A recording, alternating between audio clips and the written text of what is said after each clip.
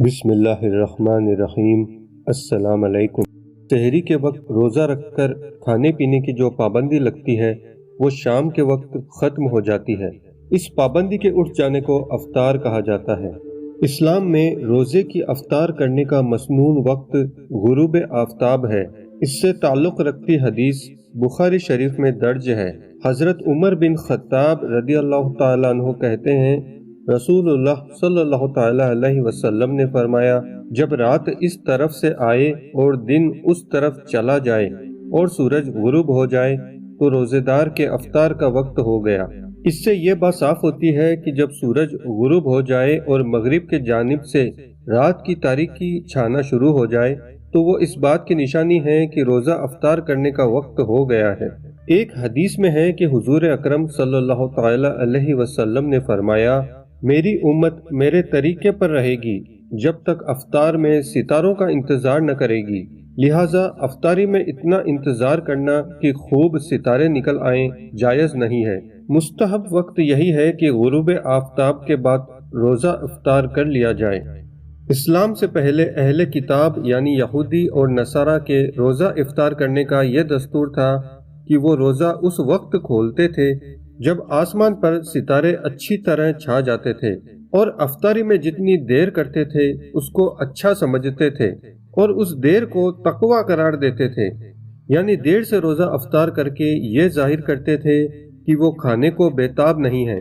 یہ ایک نمائشی تقویٰ تھا جسے اسلام نے ناپسند کیا اور لوگوں کو افطار کرنے کا یہ حکم دیا کہ سورج غروب ہوتے ہی روزہ افطار کر لیا جائے۔ اس سے مراد جلدی کرنا ہے، کیونکہ ہم سے پہلے لوگ اہل کتاب کی طرح دیر سے روزہ کھولتے تھے۔ ترمذی شریف میں آتا ہے، حضرت ابو ہریرہ رضی اللہ تعالی عنہ سے روایت ہے، رسول کریم صلی اللہ تعالی علیہ وسلم نے فرمایا، اللہ تعالیٰ فرماتا ہے، میرے نزدیک محبوب ترین بندہ وہ ہے جو افطاری میں جلدی کرتا ہے۔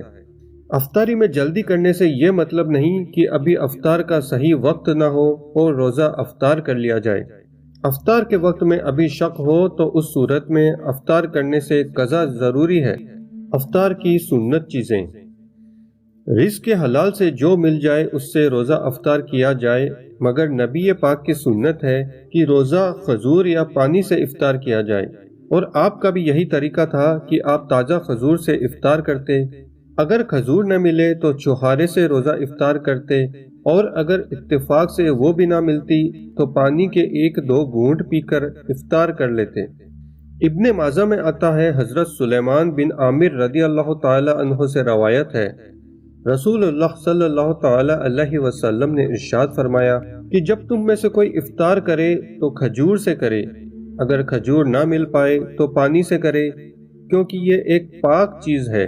ترمذی شریف کی حدیث میں آتا ہے، حضرت انس بن مالک رضی اللہ تعالی عنہ سے روایت ہے، رسول اللہ صلی اللہ تعالی علیہ وسلم نے فرمایا، جو شخص کھجور پائے اس سے افطار کرے، اور جسے نہ ملے پانی سے افطار کرے، کیونکہ پانی پاک کرنے والا ہے۔ روزہ افطار کرتے وقت یہ بھی خیال رکھا جانا چاہیے کہ جس سے روزہ افطار کیا جائے وہ رزق حلال سے ہو۔ اللہ کے خاص اور نیک بندے اس بات کا ضرور خیال کرتے ہیں کہ وہ روزہ اس چیز سے ہی کھولیں جس پر انہیں بھروسہ ہوتا ہے کہ وہ حلال کمائی سے ہو۔ افطار کے وقت کی دعا، افطار کرتے وقت دعا مانگنی چاہیے۔ دعا دراصل اللہ کی دی ہوئی طاقت اور روزہ پورا ہونے پر ایک قسم کا شکرانہ ہے۔ سحری سے لے کر افطار تک کچھ نہ کھائے پیے تو روزہ مکمل ہو جائے گا۔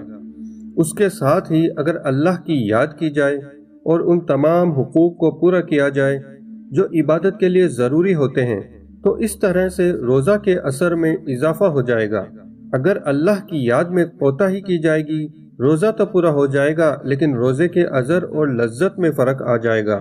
پھر جب روزے کے افطار کا وقت ہو جاتا ہے تو اس وقت بھی اگر اللہ کا نام لے کر پاک رزق سے روزہ افطار کیا جائے تو اللہ کی ذات اپنے بندوں پر مہربان ہوتی ہے۔ روزہ افطاری کرانے کی فضیلت، ابن ماجہ میں آتا ہے، حضرت زید بن خالد کا بیان ہے، نبی کریم صلی اللہ تعالی علیہ وسلم نے فرمایا، جس نے کسی کو روزہ افطار کرایا تو اس کو روزے دار کے برابر ثواب ملے گا، اور اس روزے دار کا ثواب بھی کم نہ کیا جائے گا۔ سبحان اللہ۔ اس حدیث سے اور اس جیسی کئی احادیث سے ظاہر ہوتا ہے کہ دوسروں کا روزہ افطار کرانے کا کتنا بڑا اجر ہے۔ حالانکہ افطاری کرانا ایک معمولی سی بات نظر آتی ہے، مگر اس کا بدلہ اتنا ہے جتنا ایک روزے دار کو سارا دن بھوک، پیاس، صبر اور خواہشوں کو قابو میں رکھ کر حاصل ہوتا ہے۔